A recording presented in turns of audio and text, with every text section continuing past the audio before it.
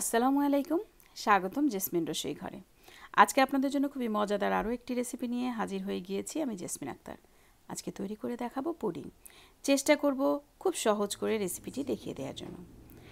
এখানে আমি মারিয়া বিস্কিট নিয়েছি, সাথে নিয়েছি কনডেন্স মিল্ক এবং ডিম। এই পুডিংটি একটু অন্যরকম, আশা করি আপনাদের খুবই ভালো লাগবে।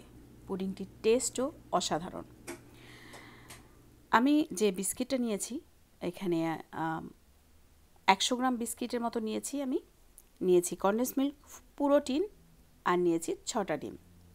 সাথে আরও উপকরণ আছে, সেগুলো একে একে বলে দিব। প্রথমে আমি এখানে 1/3 কাপ চিনি দিয়ে সাথে 2 টেবিল স্পুন পানি দিয়ে ক্যারামেল তৈরি করে নিব। চিনিটা গলে যাওয়ার পরে একটা স্প্যাচুলার সাহায্যে একটু নাড়িয়ে দিতে হবে।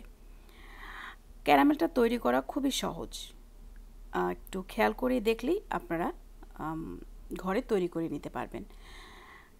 আমি এখানে ক্যারামেল তৈরি করতে করতে আমি যে পুডিংয়ের বাটিতে পুডিংটা তৈরি করব সেটাও নিয়ে রেখেছি।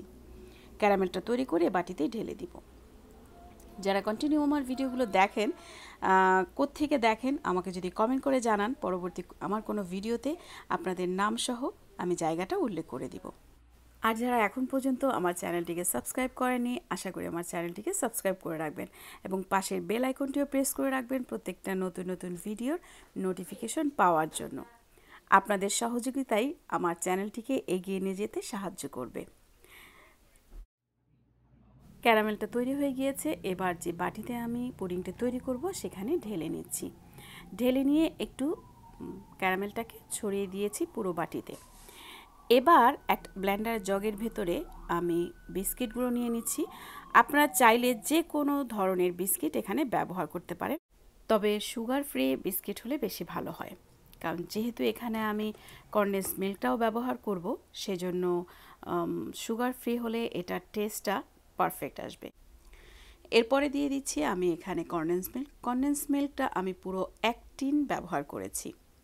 আপনারা চাইলে এর সাথে একটু সুগারও ব্যবহার করতে পারেন যদি মিষ্টির পরিমাণটা আর একটু বেশি চান, তবে কনডেন্স মিল্কটা দেওয়ার ফলে যে মিষ্টিটা হয়েছে সেটা পারফেক্ট। এবার সবগুলো উপকরণ একসাথে ব্লেন্ড করে নিচ্ছি। ব্লেন্ড করে নিয়ে এরপরে এর ভিতরে আমি দিয়ে দিয়েছি পুরো 2.25 কাপ লিকুইড মিল্ক দিয়েও আবারও এটাকে ব্লেন্ড করে নিব। ব্লেন্ড হয়ে গেলে এবার ক্যারামেল দেয়া বাটিটার ভিতরে সবগুলো উপকরণ আমি ঢেলে দিচ্ছি, মিশ্রণটি ঢেলে দিয়েছি।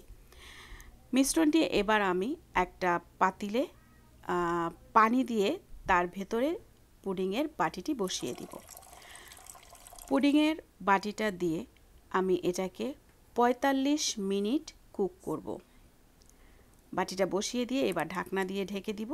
এরপরে 45 মিনিট পরে আমরা পুডিংটা নামিয়ে নেব। তখন আর চেক করার দরকার পড়বে না, তবে এটা চেক করতে হবে যেন পানিটা শুকিয়ে গেলে আমরা পানিটা আবার দিয়ে দিতে পারি। তৈরি হয়ে গিয়েছে পুডিং। খুব সুন্দর একটা কালার এসছে, খেতেও কিন্তু অসাধারণ হয়েছে, আমি আগেই বলেছি। আশা করি আপনাদেরকে খুব সহজ করে রেসিপিটি দেখিয়ে দিতে পেরেছি।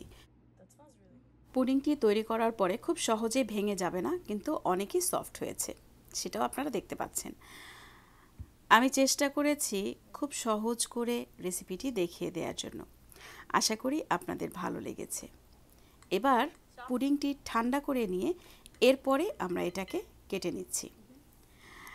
কাটার পরের ভেতরের থিকনেসটা বা ভেতরে কতটা ভারী হয়েছে সেটাও আমি আপনাদেরকে দেখিয়ে দিচ্ছি। রেসিপিটি যদি ভালো লেগে থাকে তাহলে অবশ্যই আমাকে কমেন্ট করে জানাবেন কেমন লাগলো আপনাদের রেসিপি, আর কারা কোত্থেকে আমার ভিডিওটি দেখছেন। দেখতেই পাচ্ছেন কতটা সুন্দর হয়েছে দেখতে। আগেই বলেছি খেতে হয়েছে অসাধারণ। আজ এ পর্যন্তই। চ্যানেলটি সাবস্ক্রাইব করতে ভুলবেন না। আল্লাহ হাফেজ।